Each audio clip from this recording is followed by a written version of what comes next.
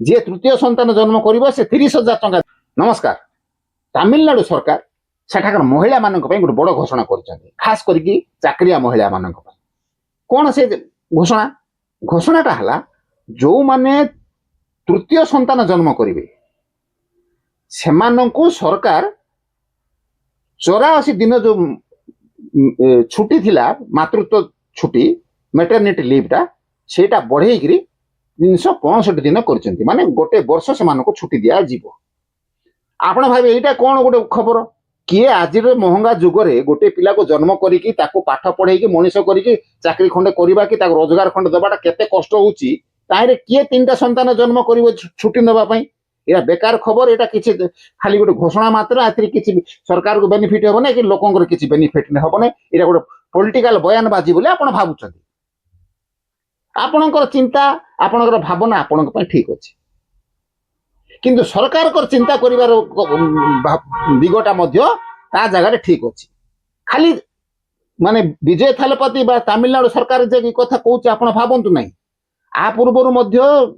Andhra government Chandrababu Naidu से घोषणा बारंबार कले जी तृतीय संतान जन्म कर से 30,000 टंका देवे चतुर्थ संतान 40,000 टंका आकार से देवाई घोषणा कले पूर्व मोहन भागवत सरसंघ चालक जी कि आरएसएस रो मुख्य सी जनसंख्या कमी जीव तेणु अधिक संतान जन्म करने सी लोक प्रवर्तन हेले कहीं से कहते सब जाक जिन सब मोटामोटी आप देखिए आपण को लगुव गोटे राजनैतिक बयानबाजी मात्र आ पछरे तथ्य अच्छी जो तथ्य आप जानिले आपण कथा समर्थन करेंगे। तथ्यटा है तमिलनाडु केस आम देखा तमिलनाडु वर्तमान TFR रेट हूँ 1.4 आम देशर जदि TFR रेट देखा सी हूँ 1.9 मात्र प्रकृत में आमर TFR रेटा 2.1 रहा कथा है आपन को भावे TFR कौन TFR अर्थ है टोटल फर्टिलिटी रेट तार अर्थ है जो तमिलनाडु 1.4 TFR अच्छी अर्थ 10 जन जोड़ी माने 20 जन लोक मेल एंड फीमेल मिसिले केतटा संतान जन्म कर 14टा 1.4 माने भावंत 14 20टा 10 जन फैमिली 20 जन स्वामी स्त्री जन्म कले 14 जन पिला बुझिले। तमिलनाडु रे जदि ई स्तर रे जन्म हुए 20टा लोक माने 14टा छुआ जदि जन्म हेबे संसार को आसबे ये जो 20 जन बापा माँ मला एगनेस्ट आसिले केते 14 तार अर्थ 6 जनकर कम है कि नहीं देशर जनसंख्या राज्यर जनसंख्या जदि ई स्तर में कमी कमी कमी कहीं जाए ताहले तमिलनाडु जनसंख्या धीरे धीरे कमी जीव। नेशनल लेवल तुम देखो जो कहली 1.9 माने 20 जन 10 जन जोड़ी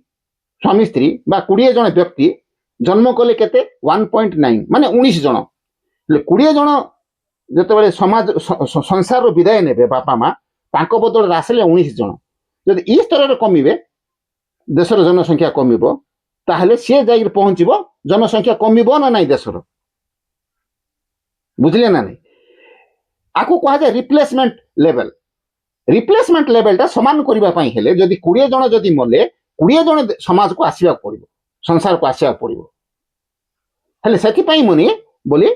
आमर TFR रेट हूँ 2.1 हवा पड़ो माने 20 जन मले 21 जन जदि से जन्म करी जीवे ताहले देशर जनसंख्याटा जो वर्तमान रेट रे चली से रेट रे चलो नहले देशर जनसंख्याटा धीरे धीरे कमिबो जोटा कि देश पई समस्या सृष्टि करिवो माने सरकार कहवा कथा है आउ जदि ई प्रकार हुए माने जो रेशियो रे जनसंख्या माने कमिबो सेटा कौन हबो ना 170 कोटी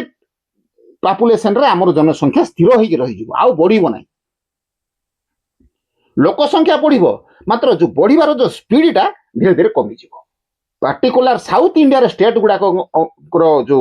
कहवा कथा है तमिलनाडु हो आंध्रा हो सेमानकर जनसंख्या कमुची जा फल मझे किछि दिन तले आपण शुणिथिबे जो डिलिमिटेशन बिल आस्तिला माने जो पार्लियामेंट रो सीट कथा बढ़ेवा कथा जो सरकार चिंता करुथिले सेमाने विरोध करुथिले खास करके तमिलनाडु विरोध करुथिला कहीं आमर जेहेतु जनसंख्या कम आमको कम सीट मिलिबो ତେଣୁ ଆମେ ଏଇ ଯୋଉ ସରକାର ଯୋଉ ଆଣିଥିଲେ ଡିଲିମିଟେସନ ବିଲ୍ ସେଥିରେ ଆମକୁ ଅଧିକା ସିଟ୍ ଦିଆଯାଉ। ଆମର ଜନସଂଖ୍ୟା କମୁଛି, ତାର ଅର୍ଥ ଆମକୁ ଯଦି ସିଟ୍ କମ ଦେଲେ ଆମର ପାର୍ଲାମେଣ୍ଟରେ ସ୍ୱର କମିଯିବ, ଆମର ସଂଖ୍ୟା କମିଗଲେ ଆମର କଥା ସରକାର ଶୁଣିବେନି।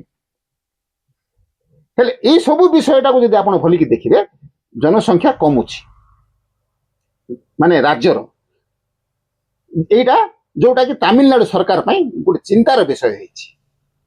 ତ ଆପଣ ଏଇ ବିଷୟ ନେଇକି କଣ ଭାବୁଛନ୍ତି କମେଣ୍ଟ ବକ୍ସରେ ଜଣାଇବେ।